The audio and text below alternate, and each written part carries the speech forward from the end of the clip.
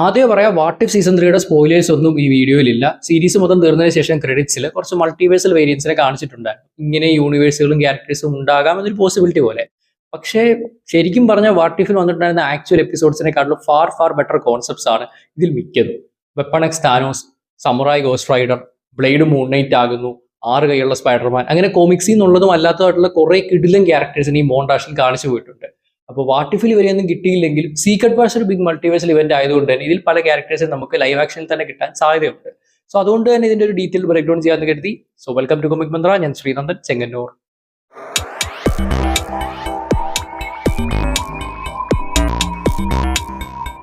Samurai ghost rider or ghost Roy 2022 Avengers comic സ്റ്റോറിയിലാണ് ഈ ഒരു ക്യാരക്ടറിനെ ആദ്യമായിട്ട് ഇൻട്രൊഡ്യൂസ് ചെയ്യുന്നത്. ശരിക്കും ഇതൊരു മൾട്ടിവേഴ്സൽ വേരിയന്റ് അല്ല, മറിച്ച് മെയിൻ എർത്തിൽ തന്നെയുള്ള പാസ്റ്റിലെ ഫ്യൂഡൽ ജപ്പാനിലുള്ള ഒരു ക്യാരക്ടറാണ്. ഡെവിളിൽ നിന്ന് ഡീലും ഉണ്ടാക്കിയിട്ടൊന്നും അല്ല ഒരിക്കലും ഈ ഒരു ക്യാരക്ടറിന് പവേഴ്സ് കിട്ടിയത്. അതുകൊണ്ട് തന്നെ സ്ഥിരം ഗോസ്റ്റ് റൈഡേഴ്സിനെ പോലെ വയലന്റ് ആൻഡ് അഗ്രസീവ് അല്ല, മറിച്ച് കാം ആൻഡ് പീസ് ആയിട്ടുള്ള ഒരു വേർഷനാണ് ഗോസ്റ്റ് റോയ്. അതുകൊണ്ട് തന്നെ നമ്മൾ വാട്ടിഫിൽ കണ്ടിട്ടുണ്ടായിരുന്ന വേർഷൻ ആക്ച്വലി കുറച്ച് അഗ്രസീവായിട്ടാണ് തോന്നുന്നത്. സോ ഈ ഒരു വേർഷൻ കൊമിക്സിൽ നിന്ന് ഡയറക്റ്റ് എടുത്തതായിരിക്കില്ല, മറിച്ച് റിയൽ ലൈഫിൽ ജപ്പാനിൽ ജീവിച്ചിരുന്ന സ്പോർട്സ്മാൻ കം ആർട്ടിസ്റ്റ് ആയിട്ടുണ്ടായിരുന്ന മുസാഷി മിയാമോട്ടോയുടെ ഇൻസ്പിറേഷൻ ആണ് ഈ വാട്ടിഫിൽ കണ്ടിട്ടുണ്ടായിരുന്ന ഗോസ്റ്റ് റൈഡർ എന്ന് ചില തിയറികൾ വരുന്നുണ്ട്. മുസാഷി എന്ന് പറയുന്നത് ജപ്പാനിലെ വലിയൊരു ഇൻഫ്ലുവൻഷ്യൽ ഫിഗർ ആണ്. അദ്ദേഹം ഈ പറഞ്ഞ പോലെ സെയിം ടൈം ആർട്ടിസ്റ്റും റൈറ്ററും അതേസമയം സ്പോർട്സ്മാനും ഒക്കെ ആയിരുന്നു. അദ്ദേഹം ഒറ്റയടിക്ക് 60 പേരെയൊക്കെ ഒറ്റയ്ക്ക് നിന്ന് തോപ്പിച്ചിട്ടുണ്ടെന്നൊക്കെയുള്ള കഥകളുണ്ട്. അദ്ദേഹത്തെ ബേസ് ചെയ്തിട്ട് ഒത്തിരി സ്റ്റോറീസും നോവൽസും ഒക്കെ വന്നിട്ടുണ്ട്. അങ്ങനെ ഇറങ്ങിയ ഒരു ഫേമസ് നോവലാണ് Musashi an epic novel of samurai era. ജപ്പാനിൽ 1935 ഇറങ്ങുന്നത്. പിന്നീട് ഇന്റർനാഷണലി ഇംഗ്ലീഷിൽ 1981 ഇറങ്ങി. ഇത് ഒരു വലിയ സക്സസ് ആയിട്ടുള്ള ഒരു നോവലാണ്. അങ്ങനെ ജപ്പാനിലൊരു അറിയപ്പെടുന്ന ഫിഗറാണ് ഇദ്ദേഹം. അപ്പോൾ അദ്ദേഹത്തിനെ ബേസ് ചെയ്തിട്ട് ഒരുപാട് ക്യാരക്ടേഴ്സ് ആനിമയിലാണെങ്കിലും മൂവീസിലാണെങ്കിലും ഒക്കെ വന്നിട്ടുണ്ട്. അതുപോലെ മാർവൽ അദ്ദേഹത്തിന് കൂടുതൽ ട്രിബ്യൂട്ട്, അതേപോലെ റീസെന്റ് വന്ന ഷോഗൺ സീരീസിന്റെ ഇൻഫ്ലുവൻസ്, അതെല്ലാം കൊണ്ടാണ് ഇപ്പം സമുറായ് ഗോസ്റ്റ് റൈഡർ അല്ലെങ്കിൽ ഗോസ്റ്റ് റോയിനെ നമുക്ക് വാട്ടിഫിന്റെ അവസാനം കിട്ടിയത്. 6 ആംഡ് സ്പൈഡർമാൻ, 6 കൈകളുള്ള ഈ സ്പൈഡർമാൻ ആക്ച്വലി കോമിക്സിലുള്ള ഒരു കഥയാണ്. The amazing spiderman issue number 100 6 കൈകളുള്ള പീറ്റർ പാർക്കറിന്റെ കഥ വരുന്നത്. Basically Peter Parker and spiderman ഈ 2 ലൈഫുകൾ ഒരുമിച്ച് കൊണ്ടുപോകാൻ പീറ്ററിന് സാധിക്കുന്നില്ല. അതുകൊണ്ട് തന്നെ സ്പൈഡർ പവേഴ്സ് എടുത്തു കളയാൻ വേണ്ടി പീറ്റർ ഒരു സെറം ഉണ്ടാക്കുന്നു. പക്ഷേ ഈ സെറം ബാക്ക് ഫെയർ ചെയ്തിട്ട് പവർ പോയില്ല എന്ന് മാത്രമല്ല, എക്സ്ട്രാ ആയിട്ട് 4 കൈയും കൂടെ പീറ്ററിന് കിട്ടുന്നു. അങ്ങനെ 6 കൈകളുള്ള സ്പൈഡർമാനായിട്ട് പീറ്റർ മാറുന്നു. നേരത്തെ പവേഴ്സ് മാത്രം ഹൈഡ് ചെയ്താൽ മതിയായിരുന്നു, പക്ഷേ ഇനി 4 കൈയും കൂടെ ഹൈഡ് ചെയ്യണം. അങ്ങനെ ആൺമയുടെ അടുത്തോ ഗെൻസ്റ്റീസിൻ്റെ അടുത്തോ ഒന്നും തന്നെ പീറ്ററിന് പോകാൻ പറ്റാതെ. ഇത് കാരണം പീറ്റർ നമ്മുടെ ഡോക്ടർ കർട്ട് കോണേഴ്സ് അഥവാ ലിസാർഡിൻ്റെ അടുത്തേക്ക് ചെല്ലുന്നു. പുള്ളി ഒരു ക്യൂർ കണ്ടുപിടിക്കാമെന്ന് സമ്മതിക്കുന്നു. ഇതിനിടെയാണ് മോർബിയസ് ആക്ച്വലി കോമിക്സ് വരുന്നത്. അതായത് ഈ ഒരു സ്റ്റോറി ലൈനിലാണ് മോർബിയസിനെ ആദ്യമായിട്ട് ഇൻട്രൊഡ്യൂസ് ചെയ്യുന്നത്. സോ മോർബിയസ് ഈ പറഞ്ഞതുപോലെ ഒരു വാമ്പയറായി മാറിയ ഡോക്ടറായിരുന്നു. അദ്ദേഹത്തിന് ഒരു ക്യൂർ തപ്പി നടക്കുകയായിരുന്നു. എന്നാൽ മോർബിയസ് ഒരു വില്ലനായിട്ട് മാറി അക്രമം അഴിച്ചു വിടുമ്പോൾ 6 കൈകളുള്ള സ്പൈഡർമാനും ലിസാർഡും ചേർന്നിട്ട് മോർബിയസിനെ നേടുന്നു. ഏറ്റവും അവസാനം മോർബിയസിന്റെ ബ്ലഡിൽ നിന്ന് കിട്ടിയ ഒരു ഫോർമുല ഉപയോഗിച്ചിട്ടാണ് പീറ്ററിന്റെ ബാക്കിയുള്ള 4 കൈകൾ ഡോക്ടർ കർട്ട് കോണേഴ്സ് കളയുന്നത്. എന്തായാലും ഇതോടുകൂടി പീറ്റർ തന്റെ സ്പൈഡർമാൻ പവേഴ്സ് കളയുന്നില്ല എന്ന് തീരുമാനിച്ചു. അങ്ങനെ പഴയ പോലെ നോർമൽ സ്പൈഡർമാനായിട്ട് മാറുകയും ചെയ്തു. Blade as moon knight, Marvel supernatural characters നമുക്ക് ഏറ്റവും ഫേവറേറ്റ് ഉള്ള 2 ക്യാരക്ടേഴ്സ് ആയിരിക്കും blade the vampire hunter moon knight. കോമിക്സിൽ ജോയിൻ ചേർന്നിട്ട് വില്ലന്മാർക്ക് അതിനെ ഒരുമിച്ച് ടീമപ്പായി ഫൈറ്റ് ഒക്കെ ചെയ്തിട്ടുണ്ടെങ്കിലും ബ്ലേഡ് മൂൺ നൈറ്റ് ആവുക, മൂൺ നൈറ്റ് ബ്ലേഡ് ആവുക, അങ്ങനത്തെ സിറ്റുവേഷൻസ് ഒന്നും വാട്ടിഫിലോ അല്ലെങ്കിൽ മറ്റൊരു മാർവൽ കോമിക്സിലോ വന്നിട്ടില്ല. സോ ഇതൊരു ഒറിജിനൽ കോൺസെപ്റ്റ് ആണ്. ബ്ലേഡ് മൂൺ നൈറ്റായി മാറിയാൽ എങ്ങനെ ഇരിക്കും എന്നുള്ളൊരു കോൺസെപ്റ്റ്. സ്ക്രൾ ക്യാപ്റ്റൻ അമേരിക്ക, എനിക്ക് ഈ ഫോട്ടോ കണ്ടപ്പോൾ സത്യം പറഞ്ഞാൽ ആദ്യം ഓർമ്മ വന്നത് അവഞ്ചേഴ്സ് മൈറ്റീസ് ഹീറോസ് എന്ന പഴയ കാർട്ടൂണാണ്. നിങ്ങൾ കുറേ പേരെങ്കിലും ഡിസ്നി എക്സ്റ്റിയിൽ ചൈൽഡ്ഹുഡ് ഈ കാർട്ടൂൺ കണ്ടിട്ടുണ്ടായിരിക്കും. എന്നെ മാർവൽ ഫാൻ ആക്കുന്ന വലിയൊരു പങ്ക് ഈ കാർട്ടൂണിലുണ്ട്. MCUയിലുള്ള പല ക്യാരക്ടേഴ്സിൻ്റെ സ്റ്റോറി ലൈൻസിനെക്കാളും ഫാർ ബെറ്റർ ആണ് ഈ കാർട്ടൂണിലുള്ള പല വേർഷൻസും. സോ ഈ ഒരു കാർട്ടൂണിൽ സത്യം പറഞ്ഞാൽ ക്യാപ്റ്റൻ അമേരിക്ക സ്ക്രള്ളായിട്ട് ആദ്യം കാണിക്കുന്നത് സീക്രട്ട് ഇൻവേഴ്സ് സ്റ്റോറിയിലേക്ക് വരുന്നതിന് ഒരുപാട് എപ്പിസോഡുകൾ മുന്നെയാണ്. അതായത് വേറൊരു സ്റ്റോറിയിൽ നടക്കുന്ന ഏറ്റവും അവസാനം എപ്പിസോഡ് എൻഡിൽ ക്യാപ്റ്റൻ അമേരിക്ക വന്നൊരു സ്ക്രള്ളിടിച്ച് വീഴ്ത്തിയിട്ട് ക്യാപ്റ്റൻ അമേരിക്ക ഷേപ്പ് ഷിഫ്റ്റ് ചെയ്യുന്നു. സോ പിന്നെ വരുന്ന എപ്പിസോഡ്സിലെല്ലാം നമുക്കറിയാം ഇത് ക്യാപ്റ്റൻ അമേരിക്ക അല്ല, ഇതൊരു ഷേപ്പ് ഷിഫ്റ്റർ ഫേക്കായിട്ട് പ്രിറ്റൻഡ് ചെയ്യുകയാണെന്ന്. ആ ഒരു ടെൻഷൻ ഉള്ളിൽ വെച്ച് ഇനി ഒരു വേറെ സ്റ്റോറി ലൈനൊക്കെ കൊണ്ടുപോയിട്ട് ഏറ്റവും അവസാനം സീക്രട്ട് ഇൻവേഴ്സ് സ്റ്റോറി ലൈൻ കൊണ്ടുവന്നു. And that was something awesome. കോമിക്സിൽ വലിയൊരു സ്റ്റോറി ലൈനായിട്ട് ഒരു വലിയ സാഗയൊക്കെ ഉള്ള കെൽപ്പുള്ളൊരു സാധനമാണ് സീക്രട്ട് ഇൻവേഷൻ. എർത്ത് മൈറ്റീസ് ഹീറോസിൽ ലിമിറ്റേഷൻസ് കാരണം ചെറിയ രീതിയിൽ കാണിച്ചിട്ടുണ്ടെങ്കിൽ പോലും അത് വൻ കിടുവായിട്ടാണ് കാണിച്ചത്. പക്ഷേ ഇങ്ങനെ MCUയിലോട്ട് വന്നു കഴിഞ്ഞപ്പോൾ ആകെ 6 എപ്പിസോഡിലൊരു സീരീസ് ആക്കി. ആ സീരീസും പ്രത്യേകിച്ച് ഗുണമൊന്നും ഇല്ലാത്തൊരു സീരീസ് ആയിപ്പോയി. അതിൻ്റെ അവസാനമൊക്കെ ഇനി എങ്ങനെയാണോ കണക്റ്റ് ആക്കാൻ പോകുന്നത് മെയിൻ MCUയിലോട്ട് ആർക്കറിയാം.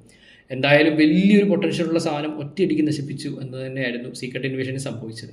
അറ്റ്ലീസ്റ്റ് വാട്ടിഫിലെങ്കിലും ഇതിനൊരു പരിഹാരം എന്ന രീതിയിൽ അറ്റ്ലീസ്റ്റ് നമുക്കൊന്ന് സന്തോഷിക്കാൻ വേണ്ടിയിട്ട് ഒരു എപ്പിസോഡ് സീക്രട്ട് ഇൻവേഷൻ ബേസ് ചെയ്തൊക്കെ കൊണ്ടുവരായിരുന്നു. ഇപ്പം മാർവൽ സോംബീസ് ഒക്കെ കൊണ്ടുവരുന്നത് പോലെ ഒരു ആനിമേറ്റഡ് സീരീസായിട്ട് സീക്രട്ട് ഇൻവേഷൻ കൊണ്ടുവന്നാലും സെറ്റായിരുന്നു. പക്ഷെ അതൊന്നും തന്നെ ചെയ്തിട്ടില്ല. നമുക്ക് പ്രാക്ടിക്കലി സംസാരിക്കുവാണെങ്കിൽ സീക്രട്ട് ഇൻവേഷൻ്റെ ഏറ്റവും ബെസ്റ്റായിട്ട് നമുക്ക് എന്തെങ്കിലും കിട്ടിയിട്ടുള്ളത് ഈ ഇപ്പം കണ്ടിട്ടുള്ള ആ ജസ്റ്റ് ഒരു ഫോട്ടോയാണ് ക്യാപ്റ്റൻ അമേരിക്ക സ്ക്രള്ളായിട്ട് നിൽക്കുന്നത്. Killer Deadpool kills the Marvel universe 2012 റിലീസായ ഒരു ഹിറ്റ് കോമിക്കാണ്. നിങ്ങൾ കുറേ പേരെങ്കിലും കോമിക്സിനെ പറ്റി കേട്ടിട്ടുണ്ടായിരിക്കും. പേര് സൂചിപ്പിക്കുന്ന പോലെ ഡെഡ്പൂൾ മാർവൽ യൂണിവേഴ്സിൽ നമുക്ക് ഏറ്റവും ഇഷ്ടപ്പെട്ട ഹീറോസിനെ വില്ലൻസിനെ എല്ലാം ഒറ്റയടിക്ക് കൊന്നുള്ളതെന്നാണ് ഇതിൻ്റെ മെയിൻ പ്ലോട്ട്. ആൻഡ് ഇത് വാട്ടിഫിൽ ഒരു എപ്പിസോഡായിട്ടോ അല്ലെങ്കിൽ ഒരു സ്പിൻ ഓഫ് സീരീസ് ആയിട്ടോ ഇപ്പോൾ മാർവൽ സോംബീസ് ഒക്കെ വന്നതുപോലെ ഒരു സീരീസ് ആയിട്ടോ ഒക്കെ വരുമെന്ന് നമ്മൾ കുറേ പേര് എക്സ്പെക്ട് ചെയ്തിരുന്നത്, സ്പെഷ്യൽ ഡെഡ്പൂൾ ആ വൂൾവറിനൊക്കെ അനൗൺസ് ചെയ്തിരുന്ന ടൈമിൽ. പക്ഷേ ഒന്നും വന്നില്ല. ആൻഡ് ഇതിൽ ജസ്റ്റ് ഒരു വെർഷനായിട്ട് കാണിച്ചു പോകുന്നു. ആൻഡ് ഈ കാണിച്ചതും ഈ പറഞ്ഞ പോലെ ഡെഡ്പൂൾ കിൽസ് മാർവൽ യൂണിവേഴ്സിലെ എക്സാക്ട് വെർഷൻ ഒന്നുമല്ല. പക്ഷേ ഇത് കണ്ടപ്പം ബേസിക്കലി ഓർമ്മ വന്നത് ആ ഒരു വെർഷനാണ്. സോ ഇപ്പോഴും സ്റ്റിൽ ഒരു ഓപ്ഷനാണ് ഈ ഒരു സാധനം ഒരു എപ്പിസോഡായിട്ടോ അല്ലെങ്കിൽ ഒരു സ്പെഷ്യൽ പ്രസൻറ്റേഷൻ ആയിട്ടോ ഒരു മിനി സീരീസ് ആയിട്ടോ ഒക്കെ മാർവലിന് കൊണ്ടുവരാൻ സാധിക്കും. ആൻഡ് നെക്സ്റ്റ് ഡെഡ്പൂൾ അപ്പിയറൻസ് എപ്പോഴാണ് മാർവൽ നമുക്കറിയത്തില്ല. മോസ്റ്റ് ലൈക്ലി ഡൂംസ്ഡേ അല്ലെങ്കിൽ സീക്രട്ട് വാഴ്സ് ആയിരിക്കും. ഡെഡ്പൂൾ 4 വരുമെന്നൊന്നും വലിയ ഉറപ്പൊന്നുമില്ല. സോ ഇവർക്ക് വേണമെങ്കിൽ ഒരു മൾട്ടിവേഴ്സൽ ലൈവ് ആക്ഷൻ മൂവി ആയിട്ട് തന്നെ വേണമെങ്കിൽ ഇതൊക്കെ കൊണ്ടുവരാനൊക്കെ പറ്റും. സോ എന്തെങ്കിലുമൊക്കെ നടക്കുമെന്ന് ചുമ്മാ ആഗ്രഹിച്ചുകൊണ്ടിരിക്കാം. വന്നു ഡ്രാഗൺ ഹോക്കായി. ഡ്രാഗണിൻ്റെ തലയും ഹ്യൂമൻ്റെ ഉടലുള്ള ഒരു ഹോക്കായാണ് നമുക്ക് കാണാൻ സാധിക്കുന്നത്. മിക്കവാറും ഈ യൂണിവേഴ്സിലെ എല്ലാവരും ഇങ്ങനെ തന്നെ ആയിരിക്കും തോന്നുന്നു. മൊത്തം ഡ്രാഗണിൻ്റെ തല, പക്ഷേ ഹ്യൂമൻ്റെ ഉടൽ. ഫുൾ അവഞ്ചേഴ്സ് ടീമും ഇങ്ങനെ തന്നെ ആയിരിക്കാനാണ് ചാൻസ് കൂടുതൽ. ആൻഡ് ഡ്രാഗൺസ് ആയതുകൊണ്ട് തന്നെ ഇൻഹെറൻ്റ്ലി ഫയർ കാണും. സോ എല്ലാ ഹ്യൂമൻസിനും ബേസിക്കലി ഫയർ വായിക്കൂടെ വിടാൻ പറ്റുന്നത് ഒരു ബേസിക് ഫീച്ചറായിട്ടുള്ള ഒരു യൂണിവേഴ്സാണ് ഇതെന്ന് തോന്നുന്നു. അതുകൊണ്ട് തന്നെ അമ്പ് വിടുമ്പോൾ കൂട്ടത്തിൽ തീയും കൂടെ എക്സ്ട്രാ ആയിട്ട് വിടാൻ ഹോക്കായിക്ക് പറ്റുമായിരിക്കും. Maestro strains. ഹൾക്കിൻ്റെ ഏറ്റവും പവർഫുൾ വെർഷൻസിൽ ഒന്നായ മൈസ്ട്രോയെ പറ്റി നിങ്ങൾ കുറേ പേർക്കെങ്കിലും അറിയാമായിരിക്കും. നമ്മൾ റീസെൻ്റ് ചെയ്ത ഷാഡോ അവഞ്ചേഴ്സ് വീഡിയോയിലും മൈസ്ട്രോയെ പറ്റി പറയുന്നുണ്ട്. 1992 ഫ്യൂച്ചർ ഇംപെർഫെക്റ്റ് കോമിക് സ്റ്റോറിയിലാണ് മൈസ്ട്രോ ആദ്യമായിട്ട് പ്രത്യക്ഷപ്പെടുന്നത്. ബേസിക്കലി ഏകദേശം ഒരു 100 വർഷങ്ങൾക്ക് ഇപ്പുറം, അതായത് 2092 ആവറായ സമയത്ത് ഭൂമി മൊത്തത്തിലൊരു വേസ്റ്റ് ലാൻഡായിട്ട് മാറുകയാണ്. ഒരുപാട് ന്യൂക്ലിയർ അറ്റാക്സ് കാരണം ഉണ്ടായ ഗാമ റേഡിയേഷൻസ് കൊണ്ട് ഹ്യൂമൻസിൽ ഭൂരിഭാഗം പേര് വൈപ്ഡ് ഔട്ട് ആകുന്നു. പക്ഷേ ഈ ഗാമ റേഡിയേഷൻസ് ഹൾക്കിനെ ഹെൽപ്പ് ചെയ്യുന്നു. അതായത് ഹ്യൂമൻസ് എല്ലാം നശിച്ചെങ്കിൽ ഹൾക്കിൻ്റെ പവർ 10 മടങ്ങാക്കാൻ ഈ റേഡിയേഷൻ സഹായിക്കും. അങ്ങനെ ഒരുപാട് കാലം ഒരുമിച്ച് ജീവിച്ചുകൊണ്ട് തന്നെ ഹൾക്കും ബ്രൂസും അവസാനം തമ്മിൽ സിങ്ക് ആവും. ഹൾക്കിൻ്റെ ഏറ്റവും വലിയ പ്രശ്നങ്ങളൊന്നായിരുന്നു ഹൾക്ക് ഒരു മോൺസ്റ്ററും ബ്രൂസ് ഒരു ഹ്യൂമനുമായിട്ട് മാറുന്നതുകൊണ്ടുള്ള ഡിലേമ. പക്ഷേ ഇവരിരുവരും ഒരുമിച്ചോടുകൂടി ഹൾക്കിൻ്റെ സുപ്രീം സ്ട്രെങ്ത്തും ബ്രൂസിൻ്റെ സുപ്രീം ഇൻ്റലിജൻസും കൂടെ ചേരുന്നു. ഒരുപാട് പവർഫുൾ ആയിട്ടുള്ള വേർഷനായിട്ട് തന്നെ 2 രീതിയിലും ഹൾക്ക് മാറുന്നു. അങ്ങനെ മൈസ്ട്രോ എന്ന പേര് സ്വീകരിച്ച് ഈ ഭൂമി തന്നെ ഭരിക്കാൻ ഹൾക്ക് തീരുമാനിക്കും. അങ്ങനെ ഒരു ഏകാധിപതിയായിട്ട് ഹൾക്ക് അവിടെ മൈസ്ട്രോ എന്ന പേരിൽ ഭരിച്ചുകൊണ്ടിരിക്കുകയാണ്. അപ്പോൾ മൈസ്ട്രോയ്ക്കെതിരെ കുറച്ച് ഹ്യൂമൻ റബൽസ് ഉണ്ട്. ഈ ഹ്യൂമൻ റബൽസിൽ മെയിൻ ആയിട്ടുള്ള ഒരാൾ ഹൾക്കിൻ്റെ കോമിക്സിലെ ഏറ്റവും ബെസ്റ്റ് ഫ്രണ്ട്സിൽ ഒരാളുള്ള റിക് ജോൺസ് ആണ്. റിക് ജോൺസ് ഒരു ടൈം മെഷീൻ ഉപയോഗിച്ച് പഴയകാല ഹൾക്കിനെ തിരിച്ചു കൊണ്ടുവരികയും അങ്ങനെ ഈ പഴയ ഹൾക്കും പുതിയ ഹൾക്കും തമ്മിലുള്ളൊരു ഫൈറ്റും ഒക്കെയാണ് ഈ സ്റ്റോറിയിലെ ബേസിക് പ്ലോട്ട്. അപ്പോൾ ഈ ഒരു വാട്ടിഫിൽ കാണിച്ചതെന്ന് വെച്ച് കഴിഞ്ഞാൽ ഈ മൈസ്ട്രോ ഓൾറെഡി ഇത്രയും പവർഫുൾ ആയിട്ടുള്ള വേർഷനാണ്. ആൻഡ് ആ ഒരു വേർഷന് ഡോക്ടർ സ്ട്രേഞ്ചിൻ്റെ മാജിക്കൽ എബിലിറ്റീസ് കൂടെ കിട്ടിയാൽ എങ്ങനെ ഇരിക്കും എന്നുള്ളതാണ്. സോ അതൊരു ഒന്നൊന്നര പോസിബിലിറ്റിയാണ്. ലൈക്ക് ഒരു ഓവർ പവേർഡ് വില്ലൻ എന്നൊക്കെ നമുക്ക് ലിറ്ററലി പറയാൻ പറ്റുന്നൊരു വേർഷനാണിത്. സോ ഇത്തരത്തിലുള്ള ബിഗ് വില്ലനൊക്കെ ആയിട്ട് മൈസ്ട്രോയ് സീക്രട്ട് വാഴ്സ് കൊണ്ടുവന്നു കഴിഞ്ഞാൽ അത് ഒന്നൊന്നര എക്സ്പീരിയൻസ് ആയിരിക്കും എന്ന് പറയാതിരിക്കാൻ വയ്യ. Weapon X Thanos. ഇത് കാണുമ്പോൾ എനിക്ക് ആദ്യം ഓർമ്മ വരുന്നത് ഇൻഫിനിറ്റി വാർ ഇറങ്ങുന്ന സമയത്ത് ഒരു മീമാണ്. താനോസിൻ്റെ മുഖത്തെ 3 വരെ ആക്ച്വലി വൂൾവറിൻ്റെ ക്ലോസ് കൊണ്ട് ഉണ്ടാക്കിയാന്നൊക്കെ പറഞ്ഞിട്ട്. സോ താനോസും വൂൾവറിൻ്റെ വെപ്പൺ എക്സും തമ്മിലുള്ള ഒരു ഫ്യൂഷനാണ് നമുക്കിവിടെ കാണാൻ സാധിക്കുന്നത്. ആൻഡ് ആക്ച്വലി ഇങ്ങനൊരു വേർഷൻ ഒന്നും കൊമിക്സിൽ വന്നിട്ടില്ല. സോ നമുക്കറിയാം വെപ്പൺ എക്സ് എന്ന ആ ഒരു എക്സ്പെരിമെൻറ്റ് കാരണമാണ് വൂൾവറിൻ അഡമാൻറ്റിയ സ്കെലറ്റണും എൻഹാൻസർ പവേഴ്സും ഒക്കെ കിട്ടുന്നത്. ഇവിടേക്ക് വരുമ്പോൾ താനോസ് ഓൾറെഡി പവർഫുൾ ആയിട്ടുള്ള ഒരു ക്യാരക്ടറാണ്. ആൻഡ് ഇത് മേ ബി എർത്തിലായിരിക്കില്ല നടക്കുന്നത്, മേ ബി ടൈറ്റനിലായിരിക്കും. കാരണം ടൈറ്റനിൽ റബലായിട്ടുള്ള ഒരു ക്യാരക്ടറാണ് താനോസ് എന്ന് നമുക്കറിയാം. സോ റബലായിട്ടുള്ള താനോസിനെ പിടികൂടി എക്സ്പീരിയൻസ് നടത്തിയിട്ടാകാം ഈ വെപ്പൺ എക്സ് താനോസ് ഉണ്ടായത്. സീക്രട്ട് വാഴ്സിലെ ഡൂംസ്ഡേയിലോ കിങ് താനോസ് വേർഷൻ വരുമെന്ന് കേൾക്കുന്നുണ്ട്. അതിൻ്റെ കൂടെ മേ ബി നമുക്ക് ഈ ഒരു വേർഷനെ കാണാൻ സാധിച്ചേക്കാം. And it's really interesting. കാരണം വൂൾവറിൻ്റെ ഒരു ആനിമാലിറ്റി ആ ഒരു സംഭവങ്ങളൊക്കെ താനോസിലേക്ക് വരുമ്പോൾ കുറച്ചുകൂടെ ബിഗ്ഗറാണ്. ഈ സൈസിലാണെങ്കിലും ക്യാരക്ടറിലാണെങ്കിലും ഈസ് ലോട്ട് മോർ ബിഗ്ഗർ. അതുകൊണ്ട് തന്നെ വൂൾവറിൻ്റെ ഒരു ആനിമാലിറ്റി ഇവിടെ വെൻ ലെവലിൽ കാണാൻ സാധിക്കുന്നു. Jubilee silver surfer. എക്സ്മെൻ സിനിമകളിൽ അത്ര ഇമ്പോർട്ടൻറ്റ് ക്യാരക്ടർ അല്ലെങ്കിലും ആനിമേറ്റഡ് സീരീസിൻ്റെ ഒരിക്കലും മറക്കാൻ പറ്റാത്തൊരു എക്സ്മെൻ ക്യാരക്ടറാണ് ജൂബിലി. ജൂബിലിക്ക് സിൽവർ സർഫറിൻ്റെ പവേഴ്സ് കിട്ടി എങ്ങനെയിരിക്കും, അതാണ് ഈ ഒരു വേർഷൻ. ഇത് കോമിക്സിലൊന്നുമില്ല. കോമിക്സിൽ ജൂബിലി ആകെ വാമ്പയറായിട്ട് മാറുന്നൊരു വേർഷനൊക്കെ ഉള്ളൂ. ഈ വേർഷനൊന്നുമില്ല. പക്ഷേ ഇനി ഇത് കണ്ടപ്പോൾ പെട്ടെന്ന് ഓർമ്മ കൊണ്ട് ബാലരമയിൽ വന്നിട്ടുണ്ടായിരുന്ന സ്പൈഡർമാൻ സ്റ്റോറിയാണ്. ആ ഒരു കഥയിൽ സ്പൈഡർമാൻ്റെ സിൽവർ സർഫറിൻ്റെ പവേഴ്സ് തമ്മിൽ സ്വാപ്പ് ആവും. സോ സ്പൈഡർമാൻ ഔട്ടർ സ്പേസിലെ സഫ് ബോർഡിൽ ഇങ്ങനെ പോവുകയാണ്. പ്രിമോർഡിയൂസ് എന്ന വില്ലനും സ്പൈഡർമാനെതിരെ വരുന്നുണ്ട്. അതേസമയം സിൽവർ സർഫർ ആണെങ്കിൽ ഇവിടെ സ്പൈഡർമാൻ പവേഴ്സ് ആയിട്ട് ഭൂമി കിടക്കുകയാണ്.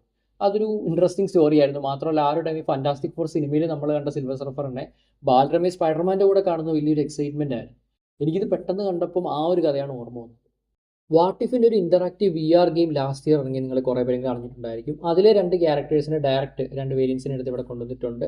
ഒന്ന് ഹെലയുടെ യങ്ങർ ഗേൾ വെർഷനാണ്, 2 സ്കാർലറ്റ് വിച്ച് ഇൻഫിനിറ്റ് എന്ന സ്കാർലറ്റ് വിച്ചിൻ്റെ ഒരു വേരിയൻറ്റ്. ഇതുകൂടാതെ ഗമോറ ദ ഗോഡ് ബുച്ചർ നമുക്ക് കാണാൻ സാധിക്കുന്നുണ്ട്. ബേസിക്കലി എനിക്ക് തോന്നുന്നു മിക്കവാറും താനോസിനുള്ള ദേഷ്യം കൊണ്ട് താനോസിനെ കൊന്നിട്ട് പിന്നെ അങ്ങോട്ട് ഓരോരോ ഗോഡ്സിനെ കൊല്ലാൻ തുടങ്ങി ഗമോറ ദ ഗോഡ് ബുച്ചറിൻ്റെ ഒരു ഡിഫറെൻറ്റ് വേർഷനായിട്ട് മാറുന്നതായിരിക്കാം.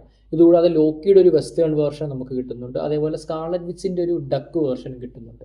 പിന്നെ കൂടുതലും ഫ്യൂഷൻ വേർഷൻസ് ആണുള്ളത്. അതായത് ഒരു ക്യാരക്ടറിന് മറ്റൊരു ക്യാരക്ടറിൻ്റെ പവേഴ്സ് എബിലിറ്റീസും കിട്ടിയ എങ്ങനെ ഇരിക്കും അതുപോലൊക്കെയാണ്.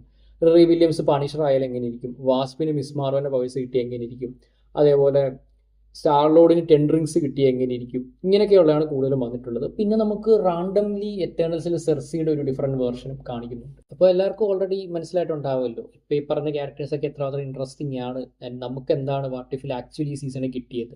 മിന്നി വെറും സെക്കൻഡുകൾ കാണിച്ച് പോയി ക്യാരക്ടേഴ്സൊക്കെ ഒരു ഹോൾ സീസണെക്കാട്ടി ബെറ്റർ ആവുന്നൊരവസ്ഥയാണ്. അതൊരു വല്ലാത്ത കഷ്ടമുള്ള അവസ്ഥയാണ്. നമുക്ക് ഡിസർവ് ചെയ്യേണ്ടിയിരുന്നത് ഈ ക്യാരക്ടേഴ്സിൻ്റെ സ്റ്റോറീസാണ്. Weapon X Thanos, Maestro Strange, ghost rider samurai ആവുന്നു, അതേപോലെ 6 കൈയുള്ള സ്പൈഡർമാൻ. അതൊക്കെ കോമിക്സിലെ ഡയറക്റ്റ് സ്റ്റോറിയാണ്. എടുത്ത് അഡാപ്റ്റ് ചെയ്ത് വെക്കുന്നതിന് കഥയുടെ പ്രശ്നം പോലും ഇല്ല, ഡയറക്റ്റ് കഥയൊക്കെ എടുത്ത് വെക്കുക. അതേപോലെ ഡെഡ് പൂളിൻ്റെ ആ ഒരു സ്റ്റോറി, ഇതെല്ലാം ഇവർക്ക് സുഖമായിട്ട് കൊണ്ടുവരാറുണ്ട്. They had all the rights. പക്ഷേ അതൊന്നും ചെയ്യത്തില്ല. എന്നിട്ട് നമുക്ക് തരുന്നത് അഗതയും കിങ്കോയും കൂടെ ബോളിവുഡിൽ പോയി ഡാൻസ് കളിക്കുന്നു. റെഡ് ഗാർഡിയനും അതും ബ്രെയിൻ വാഷ്ഡ് ആയിട്ടുള്ള ബക്കിയും കൂടെ ഉള്ള ഫ്രണ്ട്ഷിപ്പൊക്കെ. ഇതൊക്കെ എന്തിനാണോ എന്തോ. ഞാൻ കഴിഞ്ഞ വീഡിയോയിൽ പറഞ്ഞത് ഫിനാലെങ്കിലും ഇടുവരുന്നത് കൊള്ളാമെന്നാണ്. അത് നശിപ്പിച്ച് വെച്ചിട്ടുണ്ട്. ഫിനാലിൽ ആകെ ഒരു നല്ല പാർട്ടായിട്ട് തോന്നിയത് ഇത് മാത്രമാണ്, ഇന്ത്യക്ക് കാണിക്കുന്ന ക്രെഡിറ്റ്സ്. ആൻഡ് അതിന് മെയിൻ കഥയായിട്ട് യാതൊരു ബന്ധവും ഇല്ല. ഇങ്ങനെ കുറേ യൂണിവേഴ്സ് ഉണ്ട് മക്കളെ എന്ന് പറഞ്ഞിട്ട് ഇത് കാണിച്ചിട്ട് പോകും. എന്നാൽ പിന്നെ ഇവരുടെ ആക്ച്വൽ കഥ കാണിച്ചാൽ പോരാണ്. നേരത്തെ പറഞ്ഞതുപോലെ ഈ ക്യാരക്ടേഴ്സൊക്കെ ആക്ച്വലി ഇനി വരാനിരിക്കുന്ന സീക്രട്ട് വാഴ്സിലൊക്കെ വേരിയൻസ് ആയിട്ട് ലൈവ് ആക്ഷൻ വെർഷൻ വന്നാൽ കൊള്ളായിരുന്നു. കാരണം നമ്മളിപ്പോൾ ജസ്റ്റ് തോട്ട്സ് ആയിട്ട് പറഞ്ഞപ്പോൾ തന്നെ ഇതൊക്കെ നല്ല ഇൻട്രസ്റ്റിംഗ് ആണ്, എസ്പെഷ്യലി വെപ്പൺ എക്സ് താനോസ് പോലത്തെ വെർഷനൊക്കെ. അപ്പോൾ അതൊക്കെ ലൈവ് ആക്ഷനിൽ വരും എന്ന് പ്രതീക്ഷിക്കാം. പക്ഷേ മാർവൽ ആയതുകൊണ്ട് നമുക്കറിയില്ല. ഒരു ടൈമിൽ നമ്മൾ ആഗ്രഹിക്കുന്നതല്ലായിരുന്നു മാർവൽ തന്നുകൊണ്ടിരുന്നത്. പക്ഷേ ഇപ്പം മാർവൽ ആവശ്യത്തെക്കാട്ടി അനാവശ്യമാണ് തന്നുകൊണ്ടിരിക്കുന്നത്. പക്ഷേ സ്റ്റിൽ ഡെഡ്പൂൾ വുൾവറിൻ പോലുള്ള ക്രിയേറ്റീവ് പ്രൊഡക്ട്സുകൾ വരുന്നുണ്ടതാണ്. എന്തായാലും ഡൂംസ്ഡേ സീക്രട്ട് വാഴ്സും മാർവലിൻ്റെ ഒരു അവസാനത്തെ പിടിവള്ളി പോലെയാണ്. അത്രയും ബിഗ് ഒരു ഇവൻ്റ് ആണ്. അപ്പോൾ അതൊരിക്കലും മോശമാക്കില്ല എന്നൊരു പ്രതീക്ഷ ഇപ്പോഴും ഉണ്ട്. അതുകൊണ്ട് തന്നെ ഈ ക്യാരക്ടേഴ്സിൻ്റെയൊക്കെ എന്തെങ്കിലും ഒരു ചെറിയ അപ്പിയറൻസ് എങ്കിലും അത് പ്രതീക്ഷിക്കുന്നു. അപ്പോൾ ഇത്തരത്തിലുള്ള കൂടുതൽ Marvel DC and animal related videos നമ്മുടെ ചാനൽ റെഗുലറായിട്ട് ചെയ്യുന്നതാണ്. ഇത്തരം കണ്ടൻസ് ഇഷ്ടപ്പെടുന്നതാണ് നിങ്ങളെങ്കിൽ ചാനൽ സബ്സ്ക്രൈബ് ചെയ്യുക, ഇൻസ്റ്റാഗ്രാം പേജ് ഫോളോ ചെയ്യുക. അപ്പോൾ ഇനി മറ്റൊരു കണ്ടുപിടുന്നതായിരിക്കും. This is Ranjan Ganu signing off from Comic Mantra.